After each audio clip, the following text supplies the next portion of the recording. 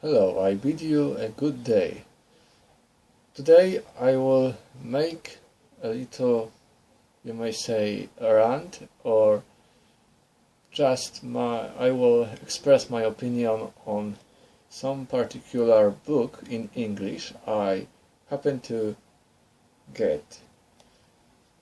It's the Tao of Physics, an exploration of parallels between modern physics and Eastern mysticism. Treaty of Capra. Here it is. Take a look.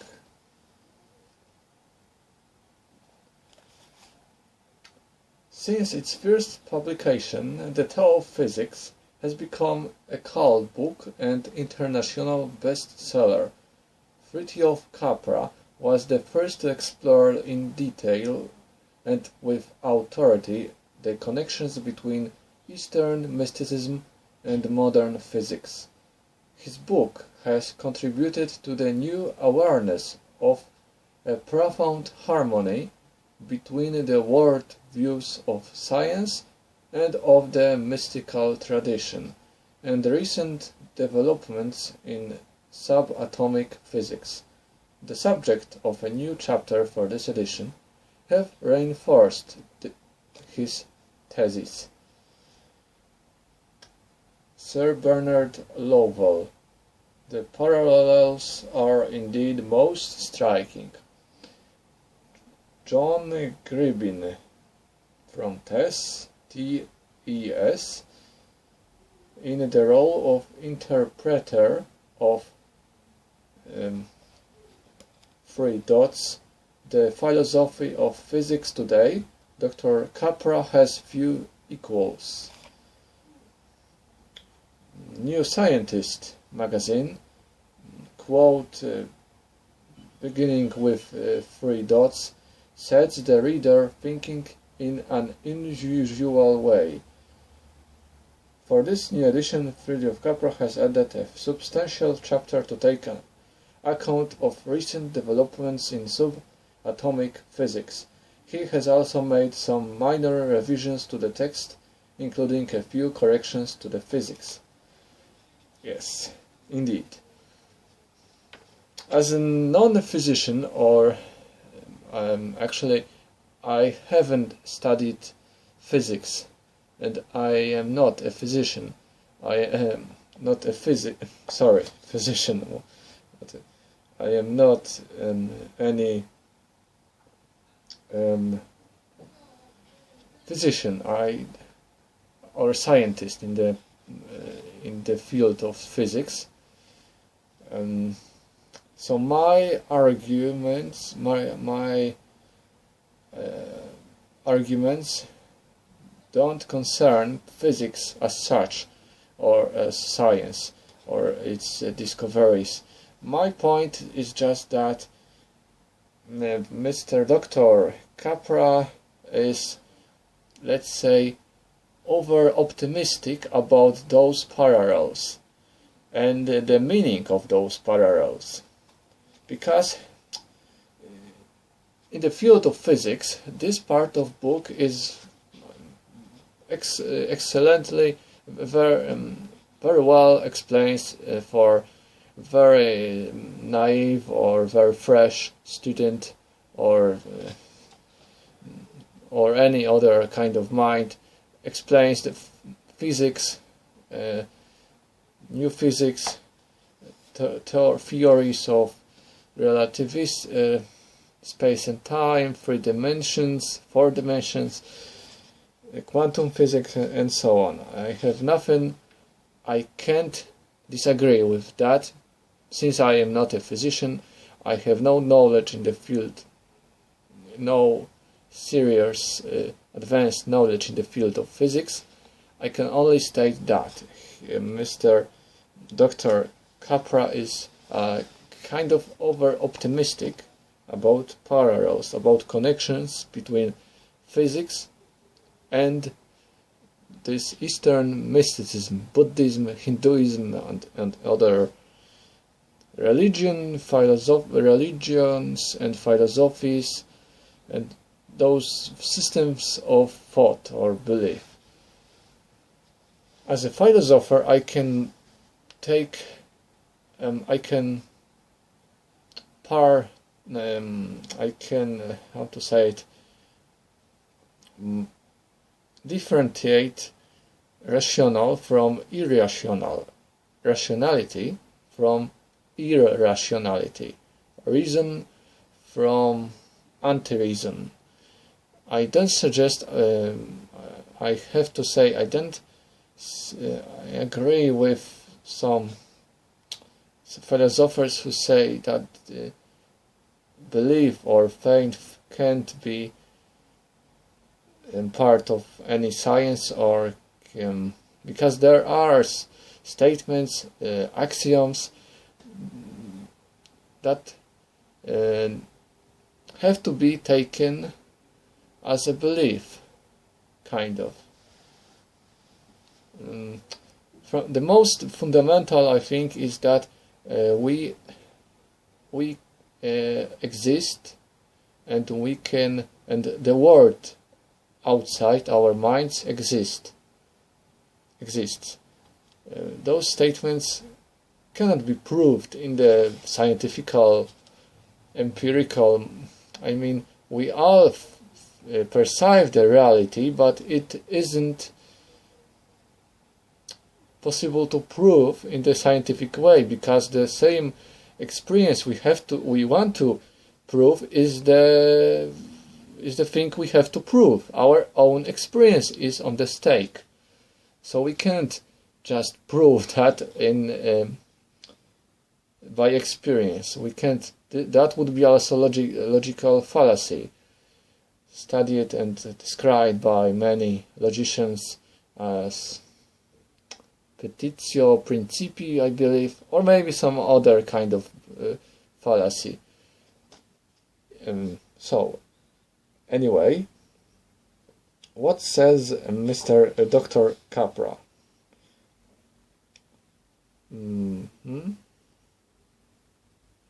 He tries to connect the Eastern mysticism with Western physics, but I think it's dubious that this task is anyhow fruitful, anyhow is successful, or anyhow, because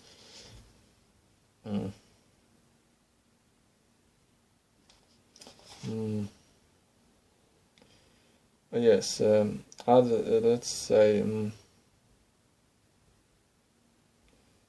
at the atomic level, then, the solid material objects of classical physics dissolve into patterns of probabilities, and these patterns do not represent probabilities of things, but rather probabilities of interconnections. Quantum theory forces us to see the universe not as a collection of physical objects, but rather as a complicated web of relations between the various parts of a unified whole. This, however, is the way in which Eastern mystics have experienced the world, and some of them have expressed their experience in words which are almost identical with those used by atomic physicists. Here are two examples. The material object becomes three dots, something different from what we now see, not a separate object on the background or in the environment of the rest of nature, but an indivisible part, and even in a subtle way, an expression of the unity of all that we see. Things derive their being and nature by mutual dependence and are nothing in themselves. If these statements could be taken as an account of how nature appears in atomic physics, the following two statements from atomic physics could in turn be read as a description of the mystical experience of nature. An elementary particle is not an independently existing, unanalyzable entity. It is, in essence, a set of relationships that reach outward to other things. The world thus appears as a complicated tissue of events in which connections of different kinds alternate or overlap or combine and thereby determine the texture of the whole. The picture of an interconnected cosmic web which emerges from modern atomic physics has been used extensively in the East to convey the mystical experience of nature. For the Hindus, Brahman is the unifying thread in the cosmic web, the ultimate ground of all being. He on whom the sky, the earth, and the atmosphere are woven, and the wind, together with all life breaths, him alone know as the one soul, with capital letter soul. Yes, so the problem is lies here, exactly in the mystical experience of nature. I'm so sorry, but you can't just use that mystical experience as a scientific proof. Of course, Capra doesn't do that here. He tries to interpret those experiences as a physics, try to put those connections together, put between modern logical conclusions and observations with those statements based on mystic experience. Sorry, but mystic experience is just a fallacy. It cannot be proved. It isn't a... Sorry, I can't just make that statement. If I, for example, would drink very much of these, yes, very much of these, I would become very mystical, very, very mystical. I would experience, I had experience in the past, is very, nothing really to be proud of, but I had experienced many, quite many, at quite many occasions I had experienced mystic experience thanks to this, and I bet you could make connections between mine mystical experience with Eastern mystical experiences, and then connect them together with modern physics, and that would make sense. Really very much sense. I am not laughing, no. Yeah, that wasn't an irony. That wasn't a sarcasm. No. No, it wasn't. No. You see the point here, I hope. I hope you see. Because I can appreciate those Eastern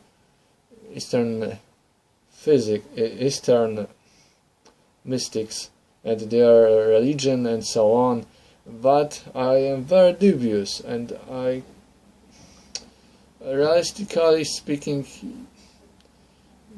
connecting those experiences with science doesn't make much sense. It's kind of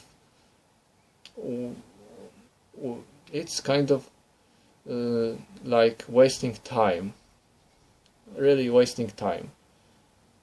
You can interpret, I bet you can interpret those experiences in many ways, not only as a physics of some kind, poetry, physics, but also in many other ways, as people used and you and people do today.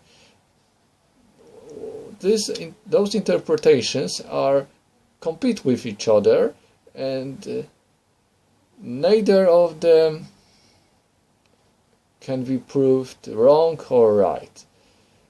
They are both true, fairly. They are both fairly